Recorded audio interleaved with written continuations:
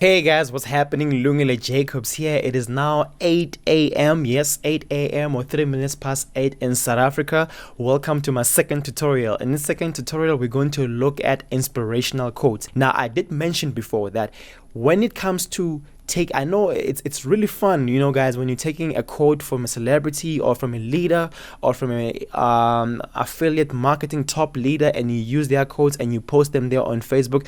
It is really cool sometimes, but it is not smart to do that. Why? Because now you are actually promoting them instead of promoting you, because the idea here is about branding you and not about you branding them using their words. So in this case, we're going to create an inspirational quote with your picture in it, so that it shows that you are the one saying the quote, and at the same time with the quote you want to encourage others, but using your picture in it, and they can see that it is you. So it's more like you branding more of you instead of the celebrity or the top leader or whatever. It is more like Apple. What they do is that they promote everything that consists of Apple. They never promote Coca-Cola or BMW or Mercedes-Benz or whatever. They brand only Apple every time when you go to the Apple's website or when Apple does an ad. So similarly with you on Facebook, when you decide now to use inspirational quotes or use something, have you in there so people can say that it is you, and you're actually pushing your brand very well. So it's better to market you and sell yourself. You understand what I'm saying? So we're going to look at an inspirational or motivational quote. So let's get started, guys. I'm going to go through one of these pictures here. This is the picture I downloaded from the net as I wanted to use as an example. You see that? It's a really cool quote to put on your Facebook there. But this time, instead of having Mr. Earl there, we're going to have a picture of you. Let's get started with it. The dimensions are quite different. You can see the length is quite shorter than the width. The width is longer than the length. Or when I say the vertical side, it is more shorter than the horizontal side. So we have to, what we do is to calculate the number of this picture, or the actual calculation of how to get the image like this in the size. You just right click the picture here, go to properties, and then inside properties, just look for details. And there it is. These are the dimensions. There it is. The width is 850 pixels. The height is 400. As you can see, the height is actually shorter than the width. So we're going to look at something like this. So we're going to go inside Photoshop. You go to File, and go to New, and then you change the dimension 850 by 400. And then let's keep the resolution to be much more higher so people can see you whenever they zoom the picture. So let's keep the resolution at 400. Do not go beyond 400, guys. The best way to edit your pictures is to go 400 and below. Sometimes even 72 is better. But in this case, since we're working in a small picture, we're going to go with 400. So whatever picture we include in there, it cannot be blurred. It can actually be displayed as sharp as it can be, or in an HD value, or in a high quality as it can be, So we're going to put let's put 300 for crying out loud. 300 as an example. You see, this is the size here that you're getting on the canvas. As you remember in the first tutorial, remember you always look at the bottom right corner for background. You always change the background to something else. But in this example, look at this here. In this example here, the background is black, and then in this picture, it's sort of black and white, and the background behind him is actually going through a phase or trend of colors, from dark black to gray, from there to white. So I'm going to show you how to do that. It's going to be 100% easy, guys. Do not panic. It is so easy. Let's get to it. Cool. The tool that I'm having, it's on the font tool. So we're going to change that to what you call the arrow one for selection and all of that. So now this is what we're going to do. We're going to try and make this background black, but not the entire background. Maybe up to, as you can see with the picture here, not the entire background of his is black, but this a certain segment or a certain portion of this background is actually black. So let's just try and change that. What you do is you're going to come over here beneath this this arrow, just hold left click, go to rectangle tool. Okay, rectangle tool. Still keep the background on white. Don't never change that. Leave it at that. And then you hold shift, and then you left click, drag it down, perhaps up to maybe there.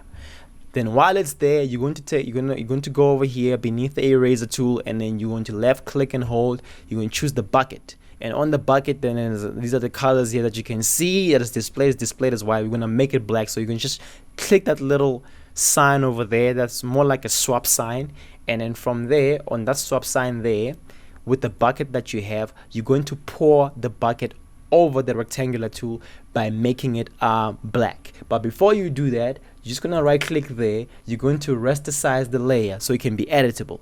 Okay, boom, now it's rasticized. Then you're gonna pour your bucket, boom, this is what happens. You see, now it's black. And then now you're probably wondering, oh Lungile, but then it's so black in the middle and the other side is white. Calm down, man, calm down.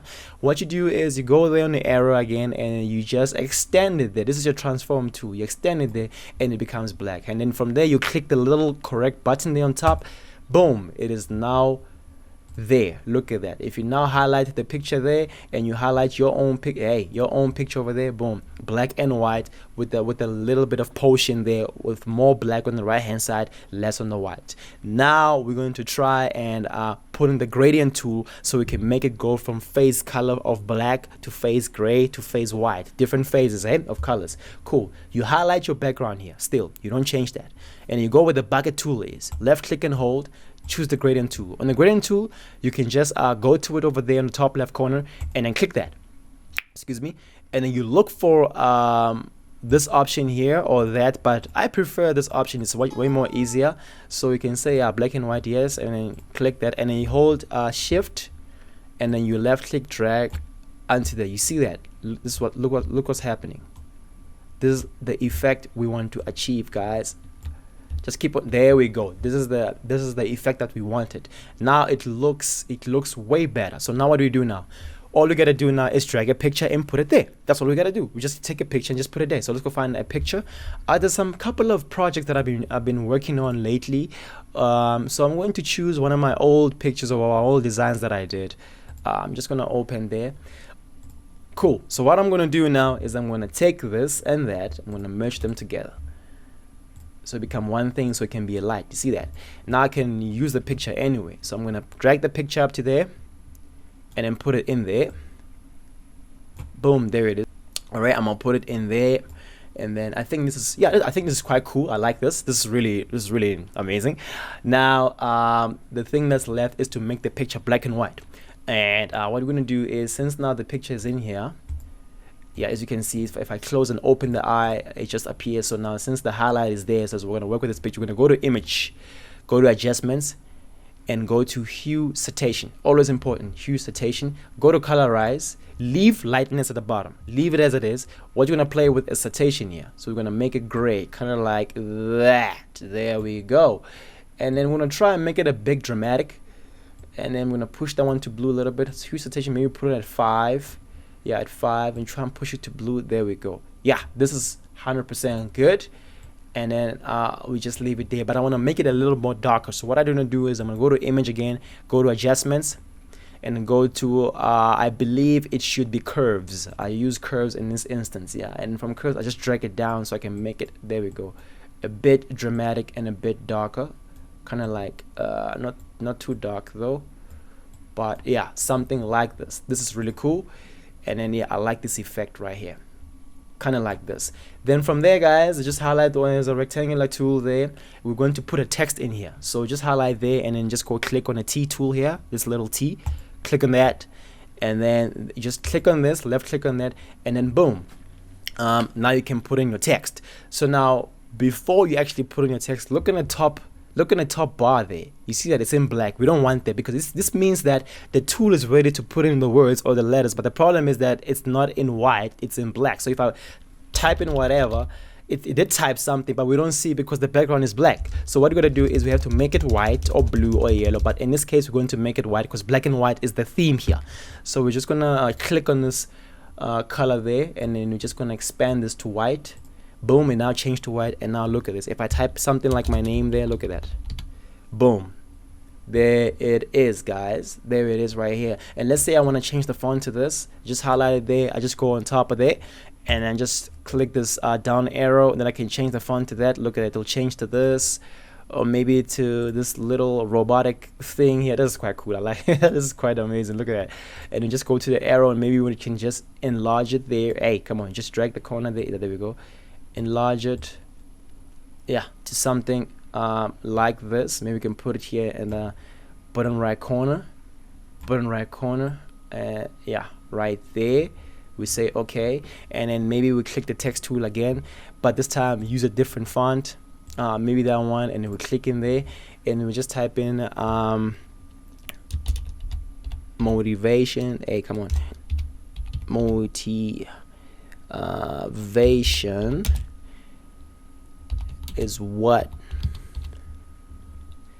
enter is what I possess. Hey, come on, capital letter, yeah. Not that, wrong spelling, sorry about that. Cool, it's what I possess, and we do that and click. And then if you want to make it smaller or maybe change the font, all you gotta do, go to the text tool, go to where the last letter is, drag and hold to the left, it's highlighted. Then from there you go over there by where the font is situated, and then you can change it to that. Or maybe let's try something else. I don't know, maybe like that one. If it appears to be too big, just try and drag it in the middle. If it doesn't work, just click the arrow again and then bring this back right here. Boom, and then boom. And there it is, guys. You have your picture. Really cool and really easy, hey? Not so difficult, you know what I mean? And then in terms of saving the picture to what it is right now, all you gotta do, just go to file, go to save as, pick a browser folder where you want to put, let's say desktop in this case, and I'm gonna name it quote, or let's just say Lu quote, yeah, Lu quote, and then choose the format. Now this is the default format in Photoshop is going to be the format in Photoshop that Photoshop uses, where you can able access the files. So to change this, you just click you just click on the arrow, there, and then look for JPEG.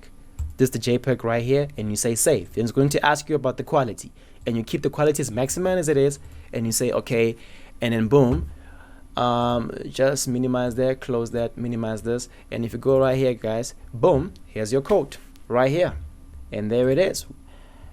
And there it is over there, guys, just made. And from there it's ready to go on your Facebook thumbnail or your Facebook wall or your Facebook timeline picture. My name is Lungile Jacobs, guys. Thank you so much for watching this tutorial. Look out for tutorial number 3. I'll be updating them every single day. You guys take care, and then God bless you all.